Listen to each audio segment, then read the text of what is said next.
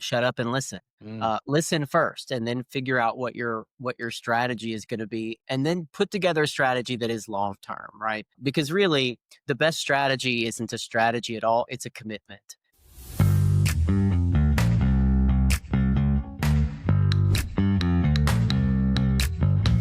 Shift happens, opportunities change, and success is a choice. So when shift happens, it is our choice. Either we let shift happen or we can make shift happen. Hey, greetings, everybody. Welcome to Talkin' Shift. Man, I'm super excited to introduce my guest for today, Jeremy Davis, President of Southern Bancorp. But I really want to get into not just what's on the outside, right? Jeremy, you're President of Southern Bancorp, right? You've been the recipient of numerous awards. I mean, just recently, the 2025 Housing Wire Vanguard Award. Super cool, brother. That was Quite very a cool. few of the MBA awards. One, and I saw, in 2024, you're the recipient of the MBA National Leadership Award, most notably for market outreach strategies. We're going to dig into this. But I also want to point out that as I've gotten to know Jeremy, and Jeremy and I are new friends, and it's really cool, how we got connected and how we met, right? We took the conversation from online to offline. Jeremy was, I think you were listening in on a podcast I was on with Brian Covey, if I remember. And That's right. through some of that the commentary, I reached out to you and we had a couple of good conversations, And so that's a good point for everyone. Just let's find those opportunities to go from online to offline. But this is where I want to get at. It's not what I see on the outside. As I've gotten to know Jeremy, there's a couple words that jump out: innovative, enthusiastic, mission-driven, advocacy. And you talk a lot about going from the barbershop to the pulpits to the cornerstone. And I want to get into that. And so much of what you do, I'm very curious because you are a mission-driven leader. And I've seen so often, especially when we start trying to get into, let's say, communities and, that might be a little bit more left behind, a little bit more underserved. I see a lot of companies trying to get in there really more from a business purpose, which I understand. But what I see from you, Jeremy, is you are going into these communities and working with these families with a mission. And I'm just curious, with that being said, and as we kind of dig into this, where does that come from, within you? Wow, what a great question. Thank you for that amazing introduction, by the way. Can you just travel around and introduce me, especially to my own team, so they can know?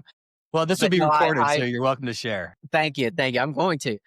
I appreciate the introduction. I really appreciate being called things like innovative, because in my own mind, I'm really quite old school with how my philosophy of community outreach and market outreach, even customer acquisition, I find it to kind of lean a little bit old school. But the reality is we live in a digital world. So just like the way our relationship started was on a broad audience in a digital atmosphere, and we brought it home, right? And bringing it home brought authenticity to it. It brought a genuine conversation and relationship to it. And that's really kind of what we strive to do every day in our community building. So to answer your question, what puts this in me? Listen, I grew up in a very low income neighborhood and community. In fact, I spent a lot of my formative years in public housing.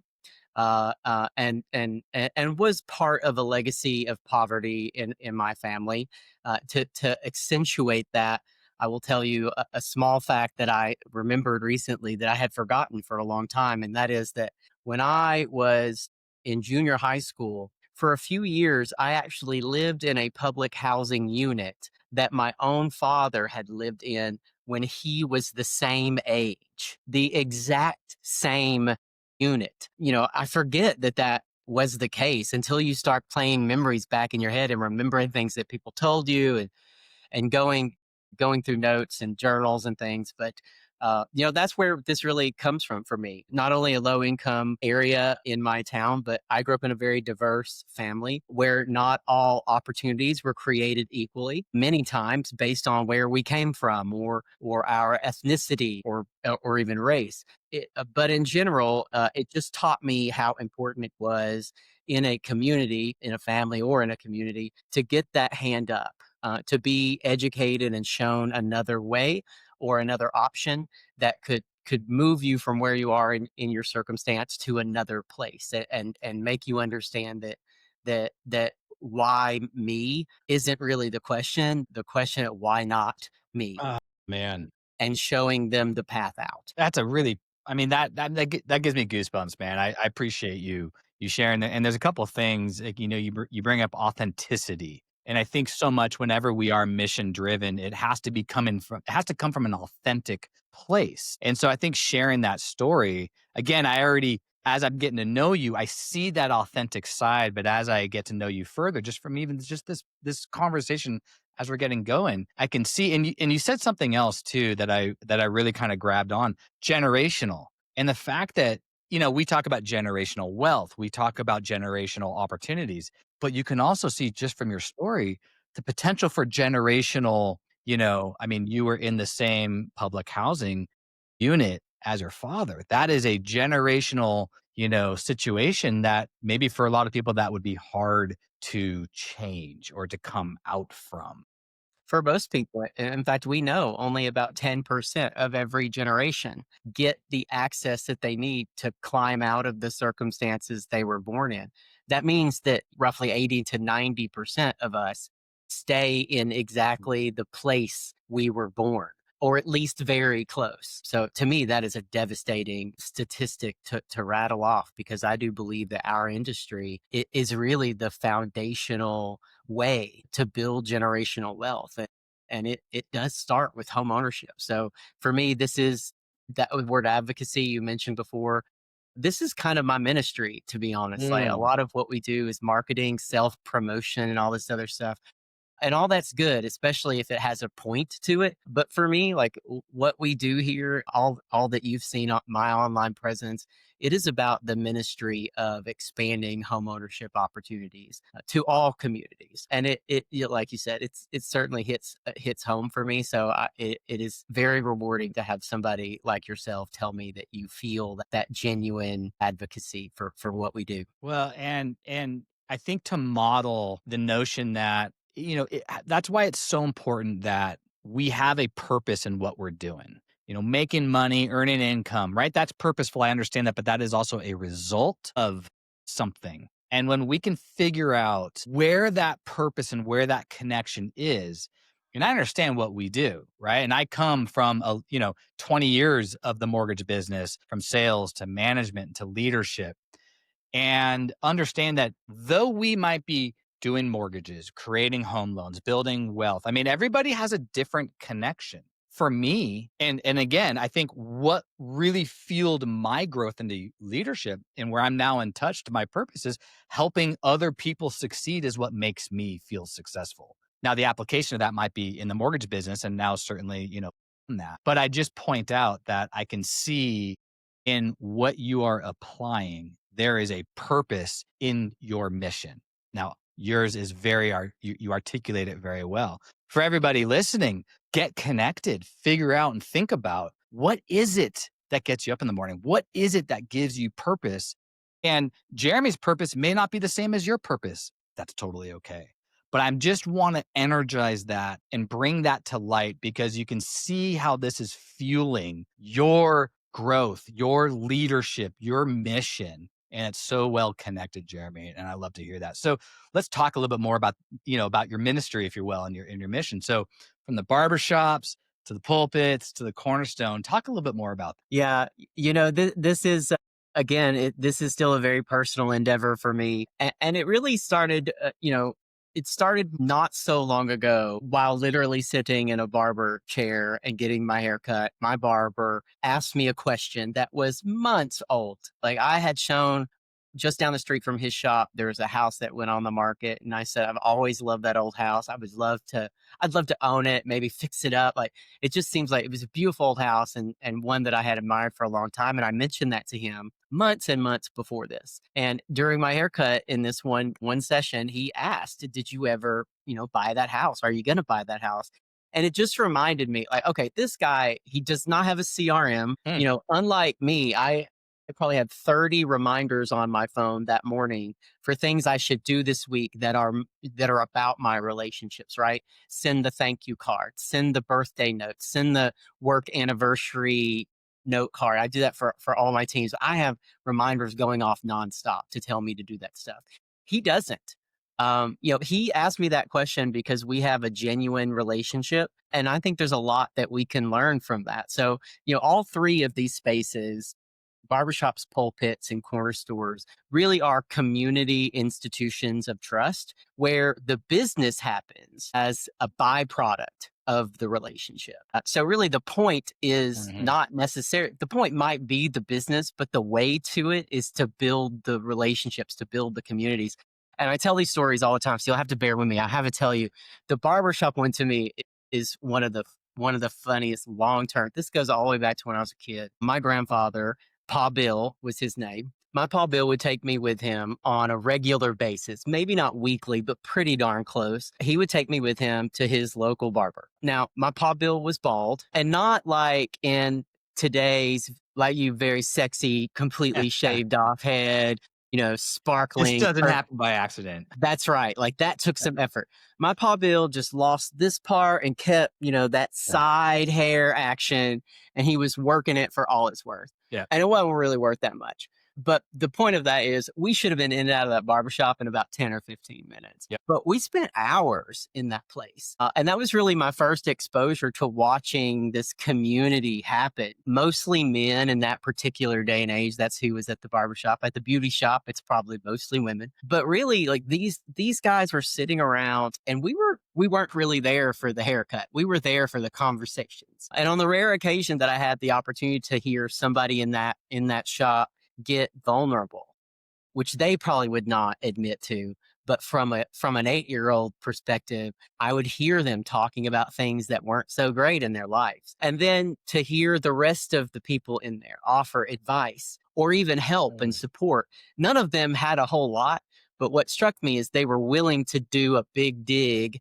into what was going on in their community member's life, and they would offer whatever they could to help. And that really stuck with me, and it really is the basis for what I call my philosophy of community engagement, which is barbershops, pulpits, and corner stores. That in the place that I grew up, that's where relationships, that's where real trust happened in those three places. It's community. That's and we community. talk about community, and to your point earlier, like marketing, we're trying to create community in our marketing and our database and CRMs. And I heard you say once before, and I'll probably butcher your quote. I'm going to butcher your quote, but trust doesn't happen just by showing up. That's right. That's right. And I've certainly seen, again, a lot of companies, and look, my prior companies, working with, lots of, different brands and branches and whatnot, hey, we want to jump into this community. So we do an outside in marketing approach, and look, I get it. This is a business roadmap and other things. Nothing wrong with that per se. However, I had one brand that I was leading, and we had a different philosophy. It was live where you lend, because we were trying to build from the inside out. And so we were building business, building branches, hiring originators, training originators in the communities we wanted to serve. I was not as articulate about it as you are. And I love the community aspect that you are tying and pulling together. But I'll never forget that as our mission being live where you lend, inside out. And I love how because we've had this conversation before, and I never thought about it like that. Like the barbershop, you're right. This is where community happens. So tell me a little bit more about the strategy. So, as you're in the barbershop or the corner stores, the pulpits and whatnot, are you hiring within these communities? Are you coming outside into these communities? How are you establishing these connections when you're not already maybe in that community? Yeah, I will tell you that whenever I am asked by other industry leaders about advice in this particular way of community engagement, my first piece of advice is always, build your team from within the communities that you are trying to serve. So, of course, that is what I have always tried to do. I think it is hands down, the most effective way to build in a community, to engage with the community, is to go there and build your team from the community. I recognize that's not always possible, but I will say it's 95, 98, 99%, it's possible. It takes work, because in order to meet those people, you got to get out of the boardroom and go down to the barbershop or the pulpit. Yeah, I mean, church is a great place. We do home home buyers seminars in churches across this country all the time, right? But we rarely go that extra little bit. Like, don't just do a homeownership seminar. Like, engage with the people who are there. Come back to church on Sunday and Wednesday night and meet more of those people. And before you know it, what I always tell people is, like, give your homeownership seminar, answer, build education. Education is the best marketing there is. Well, maybe second best. The first best, in my opinion, is if you can get a pastor in a church to endorse your program Sure. or your down payment assistance offerings, that is the best marketing there. It's because it's not marketing, it's ministry. Right? The pastor gets up there and talks about how you've helped members of that community, and you're in, right? That's not marketing, that's ministry. So that's the first. The second best, though, go to church, answer questions, make some videos out of those questions. And after you finish that on the ground, very focused community engagement, put it online, share it with the broader digital community, right? That's when you can build, you let what you're doing on the ground be your credential, if you will, and then use the digital side of that to build a larger audience and to be able to share that. More than likely, whatever questions you're getting in that church are the same questions people online would like to ask, but maybe they don't want to raise their hand. Maybe they don't feel comfortable raising their hand. I tell my team all the time that, like, your digital sites, your social media is your pulpit. Mm. It really is where you can express your values, where you can inspire, where you can create a foundation of trust that's built on consistent value driven points, right? And you can personalize it until you're blue in the face. You know exactly who asked, you know exactly who hit that liked button, if there's a comment, you can follow up with comments. But to me, there is quite a live translation happening digitally all the time.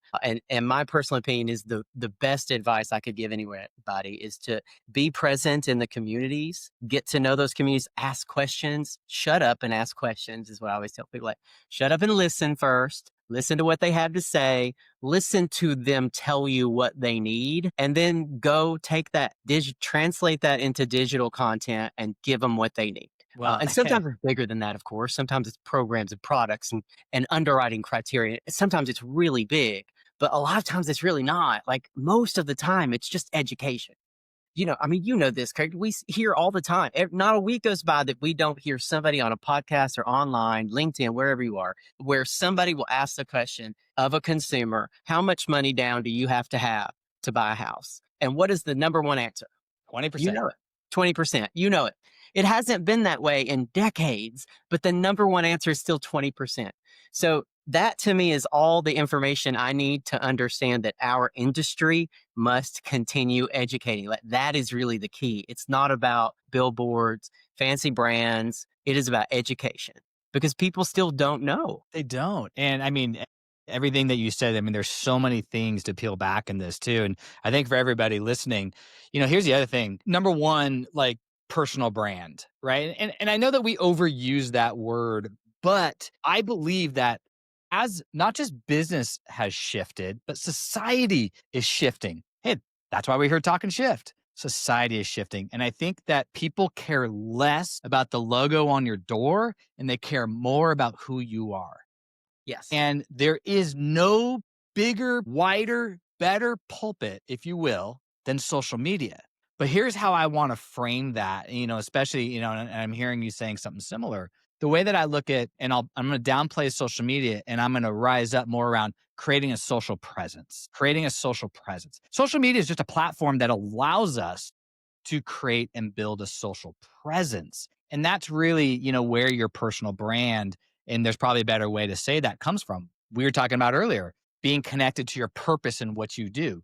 You're mission driven, right? That then exudes in your client relationships, your client interactions, your social presence, and whatnot. And something else too that I was picking up on that reminds me, like, when I'm working with clients and whatnot, we talk about, like what kind of content should I do? So, one of the first great places to start is when you get a testimonial, don't just post a testimonial. Why did you get that testimonial? What problem did you solve or opportunity did you create? talk about that. Talk about how excited you are, enthusiastic that you were able to solve this challenge, ease the pain, and provide a solution. And just do that.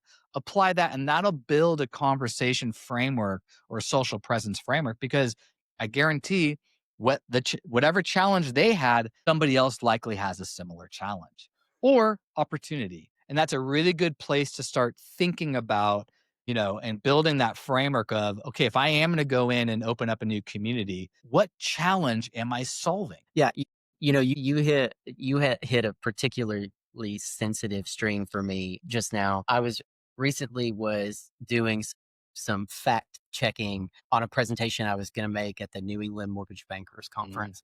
And I kept hitting these two like pieces of data that I could not figure out how do I work these two pieces in because they seem like conflicting information. But basically, the data was a 73%, nearly three quarters of Americans distrust financial institutions. Mortgage companies do not get a pass, by the way. Mortgage companies are right up in there.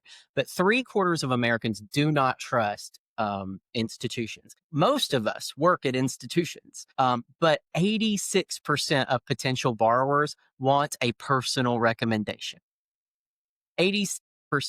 So your personal brand right now, especially, it's way more valuable than any institution you can work with because that personal, just like you said, word of mouth referrals, those personal recommendations, don't just post like the one little thing that you got from your customer that says, thank you for everything that you did for me. that's right. Go deeper, go meet them again, interview them, Q&A session. What made this special for you? Was there a point where you got frustrated and you wanted to give up and then turn that into digital content because that's an online review like no other. I don't know how much more like personal recommendation you can get than putting a camera in somebody's face and asking them questions about why this worked for them. I'll tell you, it reminds me of a client that we had recently over the summer. This poor woman has been trying to buy a house for a year. She was on her third property. The first two properties fell out, various reasons. She had a very strict budget. I think one of the reasons one fell out was the condition of the property and she couldn't get it taken care of. The second one had a list of repairs. The seller didn't have the money to make the repairs, so that one fell out. And then we were working on her third attempt. At this point, you know how exhausted and Yeah. stressed out this woman is, right? Yeah.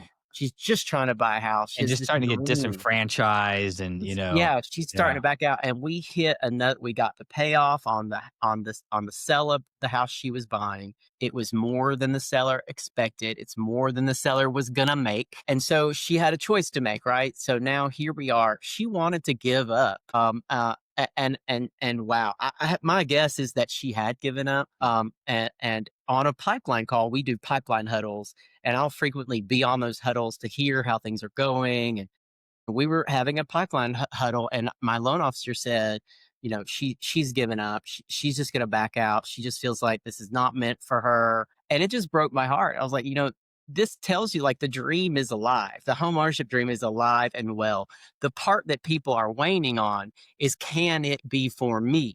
And we did not let her give up. I called her personally and said, let us help you work this out. And I asked some questions. We took another look at the numbers. We got some down payment grant money involved, and all in, she made it work. And she closed on that house, and she's a homeowner, and she's building wealth today. And all that. If my loan officer hasn't made that a digital content metric, I don't know who she is.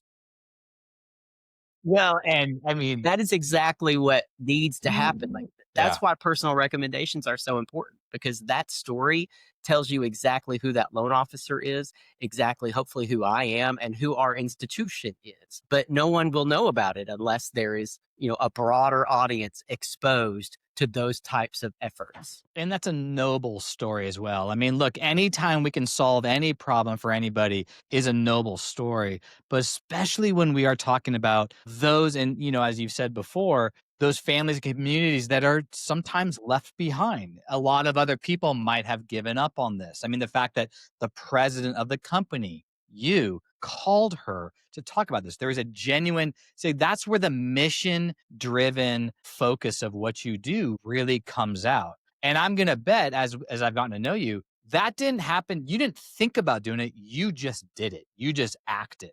right? Coming from your heartstrings. And I think that's what, and again, why that's so important to really figure out and be connected with what you do, because now we're just acting.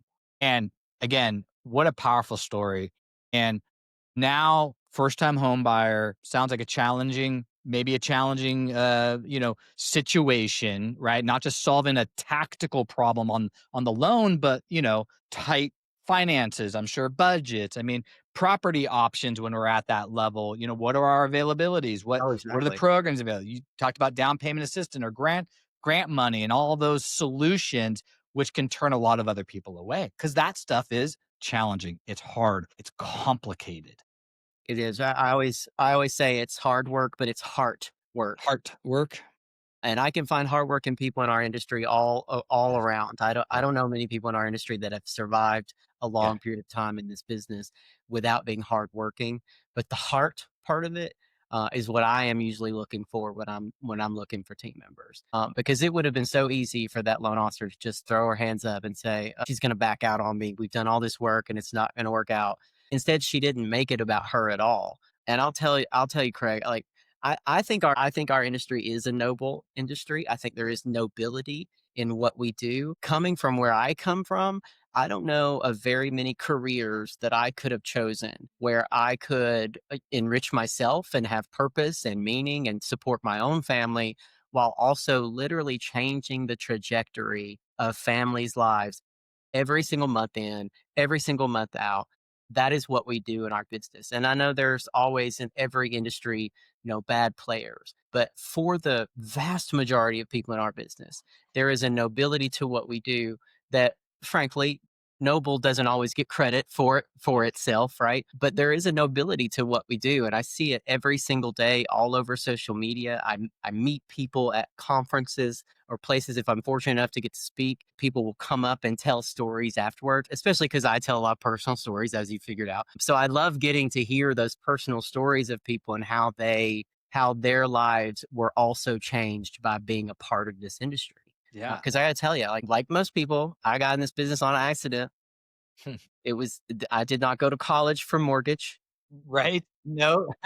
I don't think anybody does or did, but I got into this business by accident and figured out that I really loved it. And because of this business, I bought a house really, really young, and that changed the course of my life. So, every day I hope that my team is doing exactly that for scores of other families because I know what it's done in my own life. Well, and I love that you bring this up too, because if you in it, this makes me think about. I mean, I got in this business back in '01, which I used to wear that like a badge. Now I feel like an old guy. But like, We are the old guys now. I It's know. okay. When did you get in? Just for context.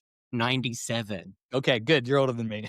But when you think about everything we have been through in this business from, certainly the late 90s to the non-conform, well, I always called it non-conforming, subprime non-conforming days, the 2008 meltdowns. And again, if we Oh, yeah. follow the trend line, it's extreme up, extreme down, extreme up, extreme down, right? There is no sort of, flat line, if you will. And on top of that, and just like you and I were talking just before, before this, the massive amount of compliance or legal changes, let alone market dynamics, let alone the shifting business or company dynamics. I've been through two company shutdowns, which was awful.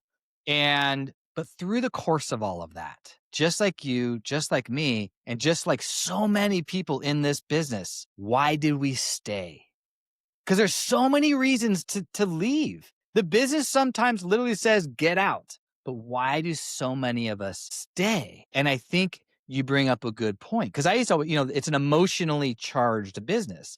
Because we are helping people do what might be the biggest financial wealth generating, moment in their lives. These are emotional, very high charged emotional situations. But for those of us who know how to navigate that, regulate that, problem solve that, help with that, gives everybody, and it's not staying power. We're not muscle. You can't just muscle your way through this, right? Mm-mm. There's got to be a flow to it, right? We'll fatigue out if we muscle our way, and you and I have seen that with people, and they're going to burn out. Yeah. And Yeah. so, I And mean, to your I point, I think if you know your why, if you know yeah. what your purpose is, what you're trying to do, it does make it a lot easier because there will always be terrible days. There will always Mm. be loans that get difficult at the end, and everybody's in your face and in your ears, and you have to be the hero, or there'll be no hero. Right.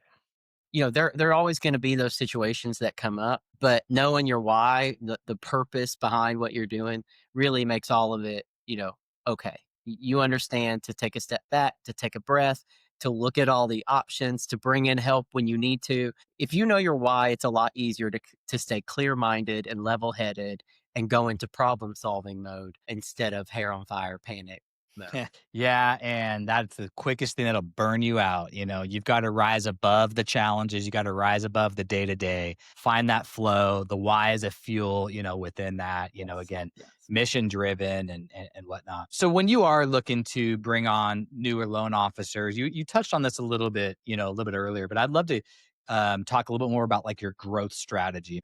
What is it that you're looking for in your team? What is it that you're looking for when you're hiring new people coming in? Again, knowing the challenges, knowing the mission.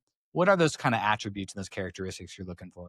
Well, as I said before, my biggest piece of advice for people is always to go into the communities that you want to serve. Shut up and listen. Mm, Listen first, and then figure out what your strategy is going to be, and then put together a strategy that is long term, right? Because really, the best strategy isn't a strategy at all; it's a commitment. So when you decide this is the community you're going to serve, these are the communities you're going to serve. If you're like us and you serve LMI communities and other rural communities, underserved Black and Brown families, whatever it is that your company is trying to do, whatever your purpose or mission is, if you can go into those communities, listen first, build your team from within those communities. I mean, the bottom line is that most people appreciate doing business with people who understand where they come from, understand where they are, and where they want to go.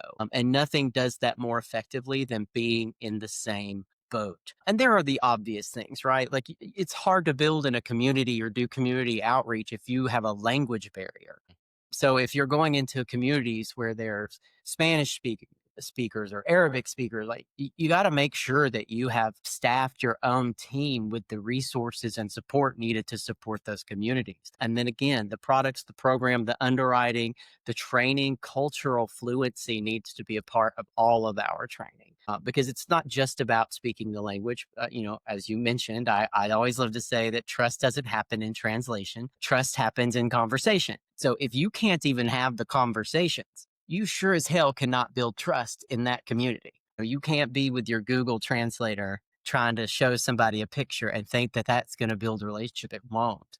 But if you can build your team with people who understand the community, where they've come from, what they deal with, how their family structures or hierarchies are built, those are the team members that will take you into those markets and really do the outreach that builds trust. For me, it's all about culture. I think culture equals results. Culture that I build inside these walls is exactly the result that's going to be delivered to us outside of these walls. yeah. Well, look, everything starts and stops with leadership, right? And so when you embody these characteristics, that's what you're going to then attract around you. And also, that's easy for me to say to you because I see these characteristics in you, and I know this about you.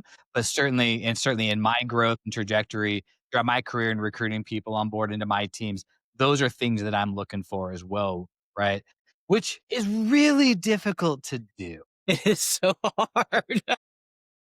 Even in this podcast, there's so many things I wanna jump in and say, but to just shut up and listen is such and I'll frame it like this, right? Like, let's go into situations with a lens of curiosity on.